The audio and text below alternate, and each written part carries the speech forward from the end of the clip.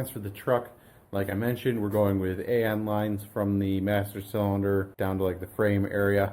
So I'm working on the front brakes right now. So I got my 90-degree fitting on there, just kind of routing my hose. And if you guys have never worked with AN fittings or AN line, you're missing out. This stuff is just stupid easy. It's like PEX. Like, you can't screw it up. I mean, you can, but yeah. So this is going to be my front line. So as you can see, I got my adapter in there to go from the double flare to the -3AN. And I usually just use a little electrical tape to mark where I want to cut it. I'll cut right in the middle of that electrical tape. I use a couple zip ties just to kind of temporarily hold it where you want it, so that way you can get a good length on it. I like to use my angle grinder with a cutoff wheel to cut this. It seems to do the best job.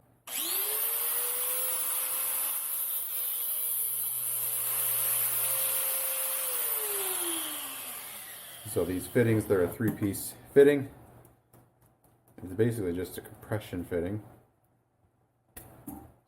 First, you're gonna slide that part over there, and I'll leave the tape on there for that part. Makes it a little bit easier because once you cut it, sometimes it kind of flares out on you. And then next, you're gonna take this inner ferrule, and that goes between the stainless and the Teflon. Just have to kind of squeeze it in there. The stainless bits are pretty prickly, so watch your fingers. And once you get that in, you take the other end of your fitting and you slide it into the Teflon, and then you literally just take and tighten down this nut.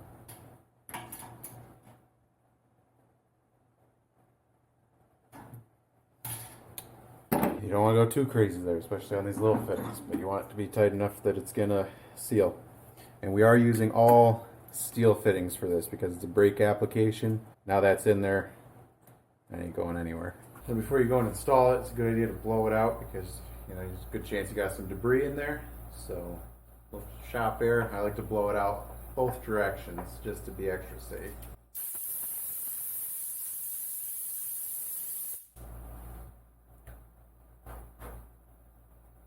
It's ready to go in.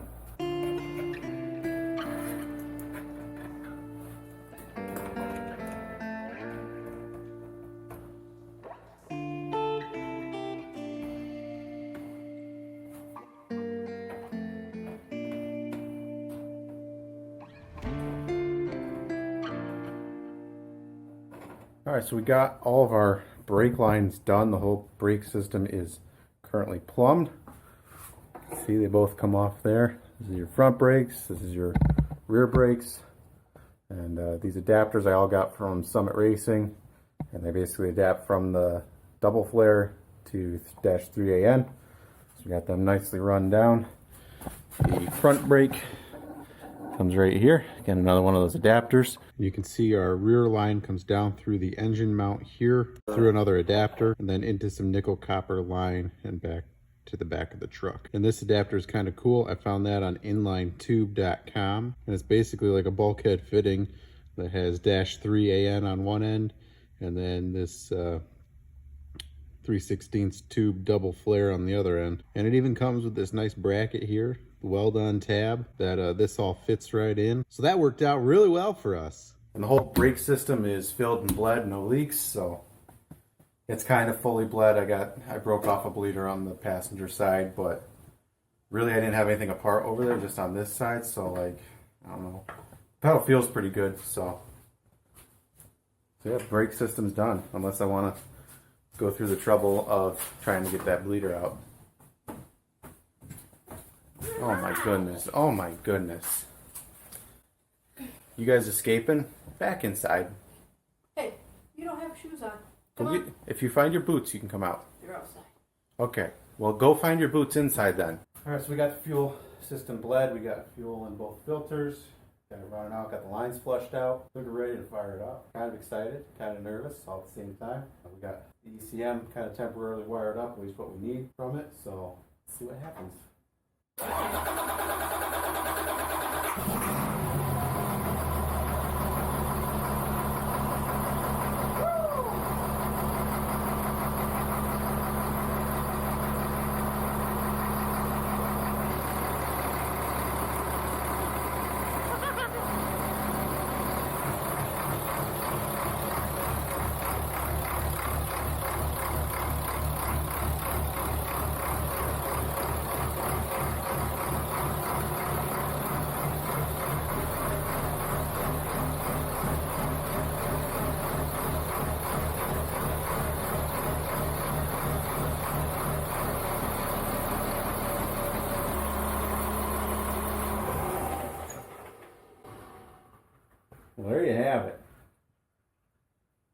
Certified ripper. Golly. Missed the sound of that. What impressed me the most about that was no leaks. Usually I got at least a few, but my goodness, dude. I'm also very glad that this stuff didn't vibrate off the back of it. Oh, man. Brakes are partially bred. We at least have rear brakes. Steering shaft is in. Cooling system is full. Fuel is prime. The transmission, I just pumped a bunch of fluid out of it just to clean out the torque converter and the cooler and all the lines. So we should be good there. So I guess we're going to fire it up and we'll check the transmission fluid. It's fun times. This is fun. One day I'll hook this up so I could use a key. Sorry, it's hard to hold you and twist wires without shorting anything out. I think I forgot to mention I got the drive shaft in too. Alright. Fire it back up.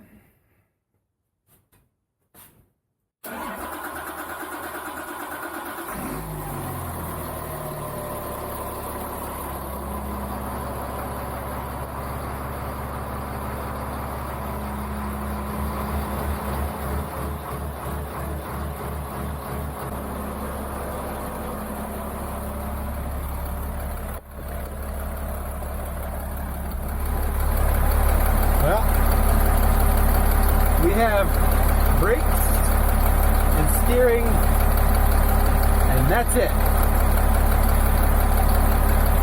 So, this is a great idea.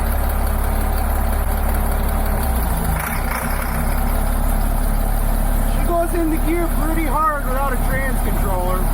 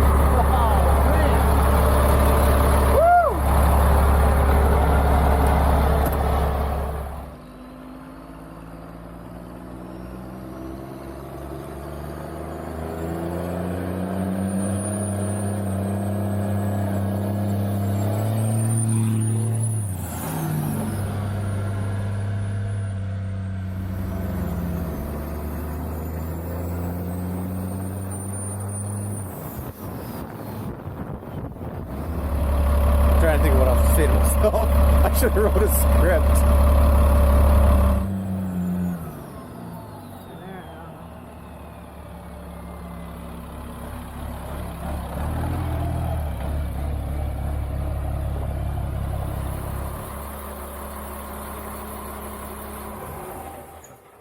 Alright, so the car show was currently going on still, but we did the video last week. And in that video, we got the truck running, but not from the key, just kind of hot wired the ECM.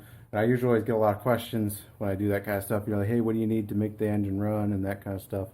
So figured before I take these wires out of here, I would show you guys what you need to hot wire one of these Cat ECMs. This one here is the 70 pin ECM, so it's got the, I mean, they all have two connectors on them, but they're two 70 pin connectors. The one on your left is all your engine side wiring, so that does all of the, it monitors all the vitals of the engine, that kind of stuff, power to the injectors, all that comes out of the left side. The right side is your body connector, I think was what they kind of refer to it as, and that's basically your interface between the engine and the truck. So all of your inputs from the cab side go into there. So coming out of that right 70 pin connector, you have two positives. These, once you get it wired in, these are unswitched positives, so they'll just go through a fuse straight to the battery. and those are pin 52 and 53. And then there's 2 grounds. They're a little harder to see, but they're right there, those 2 grounds. Those are pins 65 and 67, and they just go straight to ground. And then there's pin 70, which is this blue one here. This is your ignition. You put power on this to start it, and that basically tells the ACM, hey, we're ready to run. And then when you want to shut it off, you pull that one away and the engine shuts down. And that's really all you need to fire it up. These 3 white wires here are going to my throttle pedal. So for the throttle pedal, I don't know the pin numbers off the top of my head, but you have an 8-volt, a ground, and then the sensor return wire. So those 3 go into the throttle pedal sensor and tell it to go vroom vroom. That's all you need to fire it up. There are a lot of other things in the ECM that you need to wire up in order for like other things to work properly. But I think I've said it before, we're going to be doing a detailed video on the wiring. That should be coming up soon. I've been putting it off because I'm procrastinating this task. But those are the things you need just to fire it up sitting on the floor, and it'll run. Sit there and run. So originally, when I filled the transmission, I told you guys I was going with the Allison Transcend. This stuff's made by Castrol, engineered by Castrol. I got this from Merchant Automotive online. It was like $46 a gallon. I ordered 3 of them because I was told that's what these extended pans take, but with 20 feet of transmission cooler lines and the transmission cooler, as well as having the torque converter out, we lost a little bit of fluid there. 3 wasn't enough. So I went out the next day, went to a local truck stop, and this is what they had. They had the BP, which is an approved TES 295 fluid. I was like, well, is it going to mix? And they're like, oh yeah, it's fine. It's the same exact stuff, just different bottle. And I was like, yeah, I don't know about that, but okay. So I ended up buying 3 gallons of this stuff, and this was $55, I think I paid for those 3 gallons there. Still wasn't enough, was still low. So Saturday, I'm trying to find a truck shop that's open. 2 locally that were open like half day. Ran to the first one, they didn't have any. Ran to the second one, I was able to pick this up. Because all we really needed was another gallon. So it ended up taking 7 gallons total. But that was also with me pumping a little fluid out to clear the lines and get the old fluid out of the torque converter. So, yeah, it's got about $400 worth of fluid in it right now. After the fact, I was kind of looking at this stuff, you know, like trying to figure out, like, is it the same stuff? And while I was looking at this, I noticed on the back of it, the BP logo. So this stuff, maybe he wasn't pulling my leg. Maybe Castrol engineered it. BP makes it. And they put it in the Allison jug. I don't know. But either way, we now have enough fluid. In the video before the car show, I asked you guys what would happen, you know, if I don't have a trans controller. And then I didn't really give you guys enough time to answer it because I hadn't even posted that video yet. And I was already driving it around for the car show video. But I did find a pretty decent article after I'd already driven it around. But that's besides the point. And basically what I was saying in the video before about having like a limp mode, it does actually have a limp mode in case you do lose your trans controller. It defaults to like full line pressure, and then it has reverse and second gear as a forward gear to kind of get you off the highway, get you to a shop, get you home, whatever. And also I had a couple people concerned about the ball bearing that I brazed to the end of my dipstick tube. You know, I was saying hopefully it doesn't fall off, hopefully you don't pull your dipstick out and the ball bearing is missing. Manufacturers actually do this. Like, this isn't just something that, like, you know, backyard people are doing. I actually put in a picture of a Caterpillar dipstick from the factory on a brand new C13 that has a ball bearing brazed to the end of it. So, and you can see the cat part number right on the dipstick, and that's how it came from the factory. That generator's only 1.5 years, 2 years old. So I'm really not concerned about it, and if it ever were to fall off, there's screens, the pickup screen, and the filter, it'll never make it through either of those. Plus there's a magnet in there, so chances are it'll get stuck to the magnet before anything else. So really not overly concerned about that ball bearing. And it helps out. It's way better to have it than not have it, you know what I mean? You know, because you pretty much could not get the dipstick back in before. So that's that. Alright guys, so that's going to be it on this video. But before you go, I feel like I need to clarify something. This is my son Emerson. And yes, his name is Emerson. And no, we didn't name him after our TV. That kind of segues into another clip, but this video is getting pretty long. So that might be in an upcoming video. on where we got the name Emerson from. But I realized after posting the car show video that Emerson hasn't been in many videos. Actually, I think he's only been in one, so a lot of you may not know that my son's name is Emerson. So I had a number of people suggest that we name the truck Emerson, which would be cool, but I think it'd be kind of confusing, you know, when my wife says, "Hey, Drew, can you take Emerson to school?" And I hop in the truck and drive to school and leave Emerson at home. You know, it just might get confusing, so. But there were a ton of great suggestions for the name. Honestly, the most popular one, I'm not gonna go with. I try to keep my content family friendly, and although it's kind of funny and it does kind of go with the project, it's just not something that I want to, you know, I spent a lot of time saying these different names and, like, you know, trying to find one that would, you know, I thought sounded good. So at the beginning of each video, you know, I'm like, hey, we're working on today. I didn't really care for it as something that to be a part of the channel anyways. So, but thank you all for your awesome suggestions. And the name that we picked, it actually was suggested by 2 people. And this is now Alley Cat. I don't know, I saw that someone commented that, and it was just like, that's the one, that's it. So, because it kind of fits, you know, Allison, Caterpillar, Alley Cat. I think one of the people that suggested that was actually J.C. Smith, so, but there was someone else who suggested it before him. I can't remember off the top of my head who it was, but thank you. So thank you all for your suggestions on the name. It was definitely a lot of fun reading all the different suggestions. I'd also like to thank everyone that donated to the PayPal. I was honestly blown away by your generosity. I honestly kind of thought that it would end up like my t-shirt sales. If you donate to the PayPal in the next video, I'll include like a ticker at the bottom of the screen and just kind of say thank you to these people, include your name in it. Because I do want to say thank you, but I don't want to become one of those channels that's like constantly like, oh, the PayPal, you know, send money. I still find it weird that people, you know, are willing to send me money to help out with this. I really appreciate it, but it's, you know, I don't know.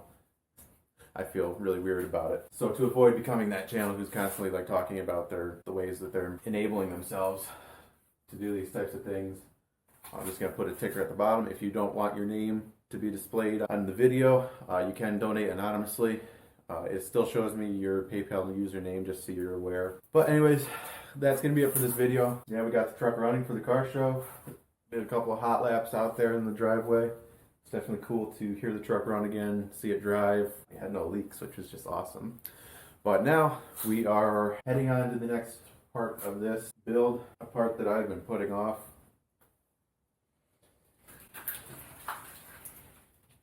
Yeah. So I hope you guys enjoyed this video. I know it was a lot of talky, but it was very Greg A. Now that we're getting into the fine detail of the build, that's kind of what these videos are going to be, you know. It's hard to shoot a lot of live action when you're just sitting there, you know, looking at wires for hours. It is what it is. Hopefully you guys enjoy it. And if you did, don't forget to hit the like button. If you're new to the channel, welcome. Don't forget to hit the subscribe button on your way out. And thank you to everyone that voted in the car show. At the time that I'm filming this, voting ends today. So we'll see how things go. I think we're sitting pretty good. So thank you to everyone who went over and supported us and voted. I appreciate it. And hope you guys are having a wonderful day. We'll see you in the next one.